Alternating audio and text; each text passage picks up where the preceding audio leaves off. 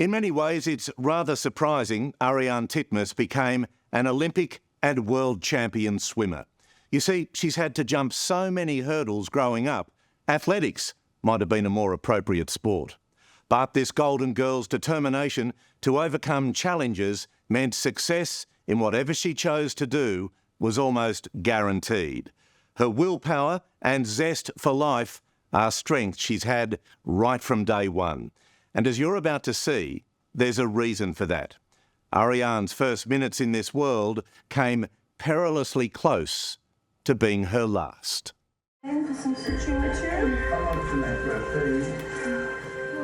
A tiny newborn baby, unable to breathe and with only a faint heartbeat.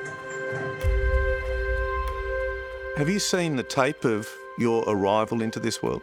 I knew the story of my birth, how you could almost declare me stillborn, but seeing it was a different thing and it actually made me quite emotional. In the panic of the first few minutes of her life, future Olympic gold medalist Ariarne Titmus is almost robbed of her destiny. I was laying there and the doctors and nurses are prodding me and I'm, I'm pretty much looked dead. And that was very confronting to see.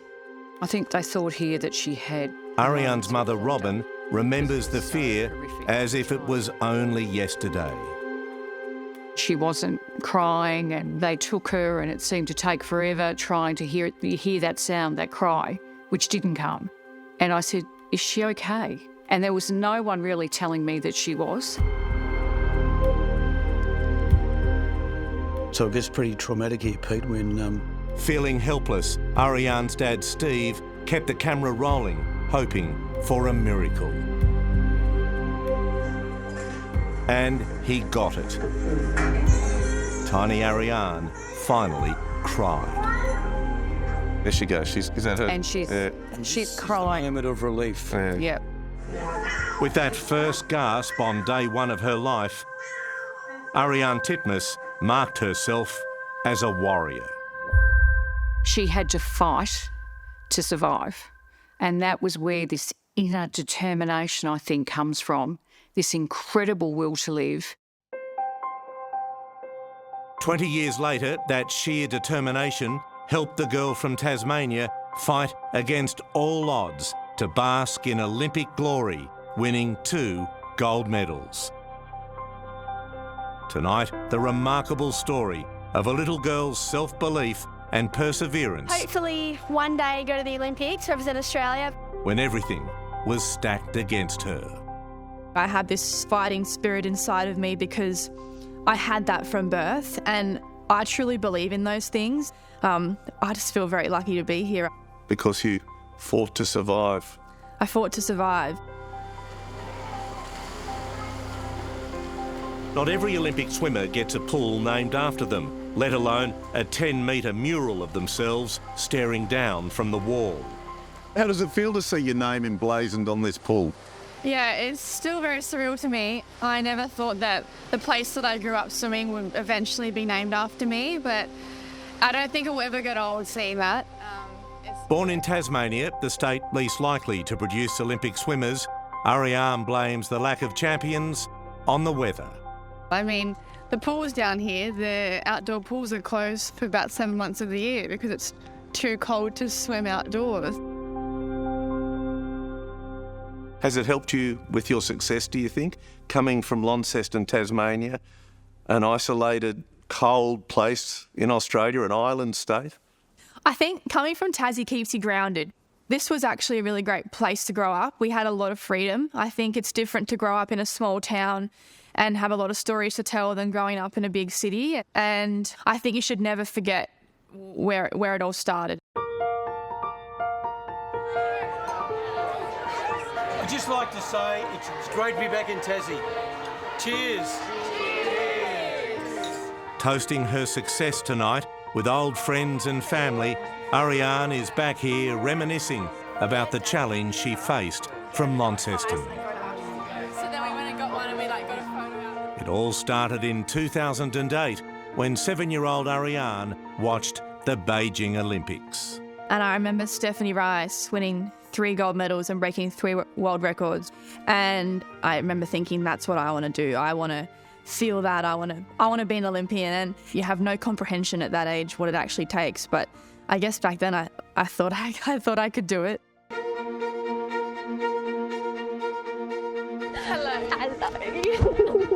Best friend and fellow swim squad member Abby Babcock still remembers Ariarne's young dreams to be an Olympian and how it set her apart from the rest of the pack. We would all be eating like lollies in the grandstand, and Arnie would have her bowl of fruit or like something like that. And yeah, she would always go to that extra effort and get up on the Sunday mornings while we would have a sleep in. And She'd be in the pool? Yep, training hard, achieving that dream. Hopefully one day make an Australian team. But Even in local television news clips, a young Ariarne continuously talks about her dream to go to the Olympic Games. hopefully get to the Olympics one day. Hopefully the Olympics one day. As the years passed, Ariarne outgrew the swim squad. Then it got even more difficult. Her coach left the state and she ended up training on her own.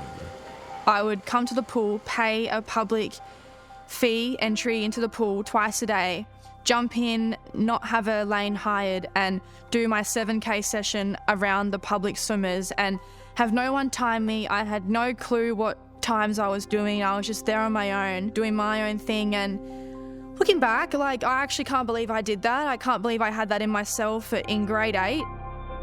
It worked because she got into her first major competition that same year.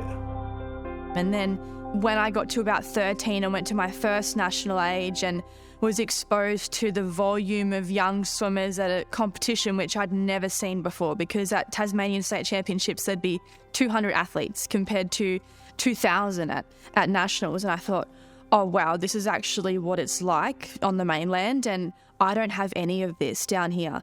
I thought to myself, what could I be if I had the opportunity to train and race with those people in those programs? For Ariarne's parents, Steve and Robin, it was also an eye-opener. When did you realise this dream, this hope she had, was actually, my God, this could actually happen? I think there was a moment at the Australian Junior Championships where we were sitting in the grandstand and she won. There were some kids behind us who were from Melbourne. And I turned around and they looked at us and they were shaking their heads and they were going, "You're from Tasmania." Who is this Tasmanian girl that's come up and beaten a favourite in the last 15 metres? You're just not meant to win. It was a turning point in the life of Ariarne Titmus. The little girl from Tassie was suddenly seeing a much bigger picture. And in that moment, she realised it was impossible to reach her dream if she continued to stay here in Launceston. I remember thinking to myself, and I had it within myself, that there was no choice but to leave. I think it was a good decision. As they walked through the paddock at the back of their old family home, the tight-knit Titmus family remember the painful decision they made to leave all of this for 14-year-old Ariarne to chase her dream. Hello, good. Love driving. I mean, I wish I It was especially hard for little sister Mia, who was just 12. I went to school and told my friends I'm leaving in 4 weeks. And I did have a really big group of friends, so it was hard. Do you want some?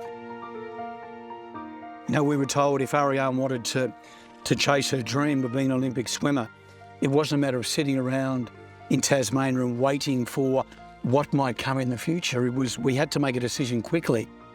So this born and bred Tassie family packed up their lives and moved to Queensland, the state that produces more Olympic swimmers than anywhere else in Australia.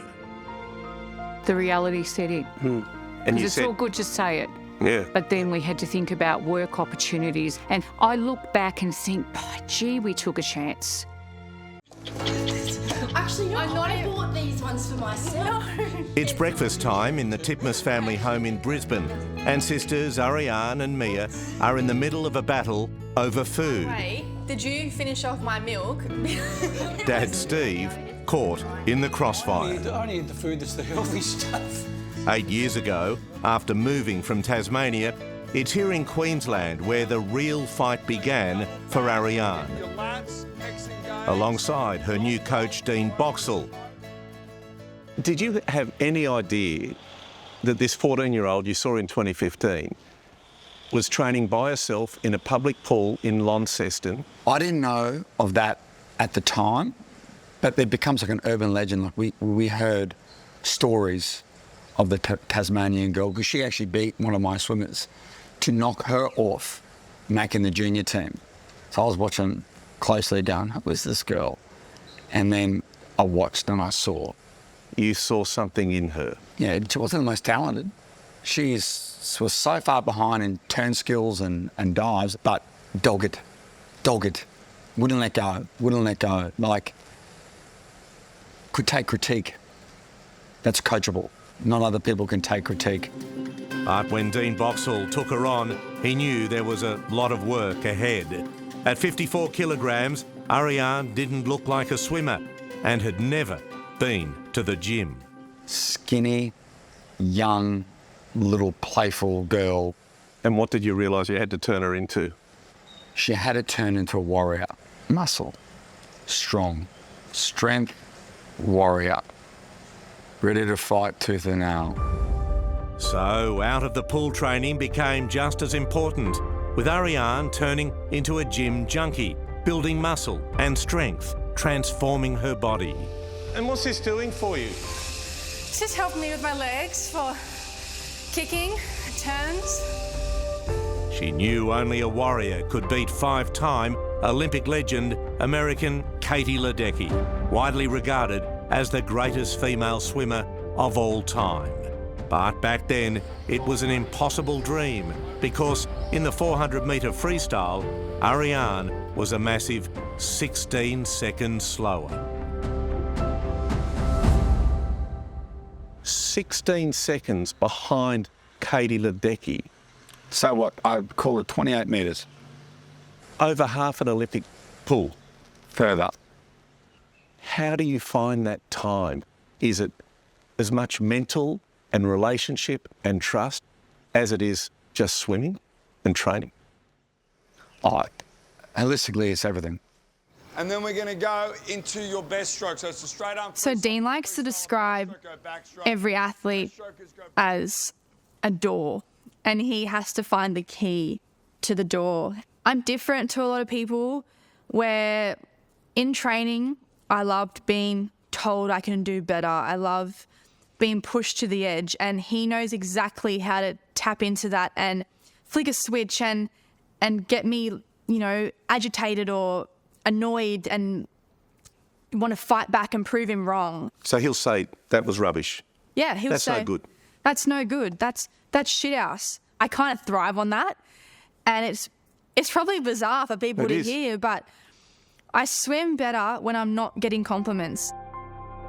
It was considered unorthodox by many, but Dean decided this was the way to transform the little Tasmanian girl into a champion. I said, Arnie, if I knew any other way to beat the greatest of all time, we would do it. But this is the way, and this is the way that we're going to... And she signed up to it. But some people might say, Dean, what an abrasive method. That's not right. Well, they can, right? And it could have backfired, but I don't do it to other people. It's just I knew with Arnie that this was the way. Dean's style doesn't work for everybody, but it works for Arnie. And Dean was right. 7 years later, his coaching was rewarded. Now a 69-kilogram, muscle-rippling swimming machine, Ariarne Titmus knocked Katie Ledecky from her perch on the second night of the Tokyo Olympic Games, winning the 400-metre freestyle. Can you still feel what it was like, even now? I just got these, jets out my ass and I'm telling you, in a 400 freestyle, your legs on the last lap are cooked. They're kicking, but they're not doing, you can't even feel them. But I remember I pushed off the wall and I could feel my legs and I could feel they were doing something. And I just got this boost, and because I was about to, actually do it. And it was a great feeling. Best feeling I've ever had in my life, really. These days, Ariarne is more than a swimmer. She's become a brand, wanted everywhere. A Victorian Racing Commission ambassador. And the face of Harvey Norman. CEO Katie Page took a punt on the Tassie girl 3 years ago, before she'd even won Olympic gold. There's something about Ariarne. She's got such a huge future in front of her. She's curious about the world, she's curious about business, she's curious about other things, not just swimming. I guarantee you Ariarne will be one of the leaders in this country. I'm definitely best dressed out of the two of us today.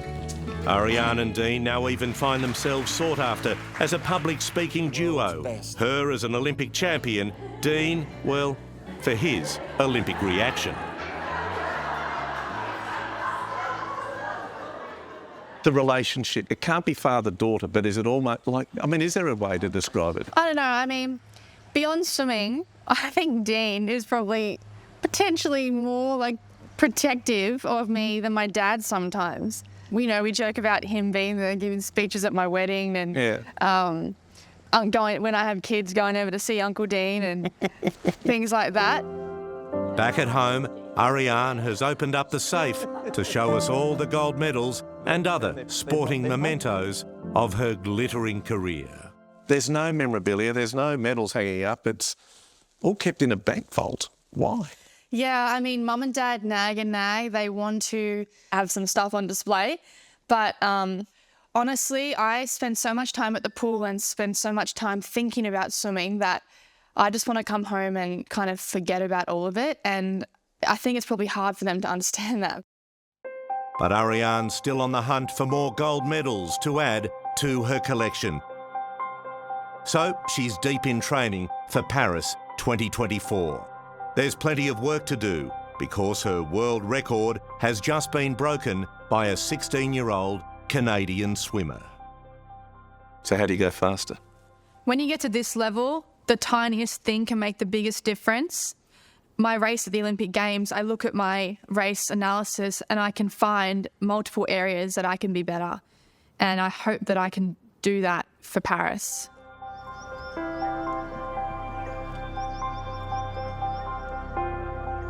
Even as a little girl, Ariarne Titmus had an uncanny understanding of her true destiny. On top of that, she had the maturity to realise the only way to reach it was to leave the place she loved. But Ariarne Titmus says she's not unique. What I wanted people to know is that it doesn't matter where you come from. If you've got it in you, you can achieve whatever you want to achieve. You can come from a tiny town and not have the facilities, but as long as you've got it up here, if between your ears is working, you can really do whatever you want. And I'm proud of the way that I've been able to, really do it and actually chase my dreams. From Launceston? From Launceston. Tick, tick, tick, tick, tick. That's what we call our tick, tick, I think. The end. Hello, I'm Tara Brown. Thanks for watching 60 Minutes Australia. Subscribe to our channel now for brand new stories and exclusive clips every week. And don't miss out on our extra minutes segments and full episodes of 60 Minutes on 9now.com.au and the 9Now app.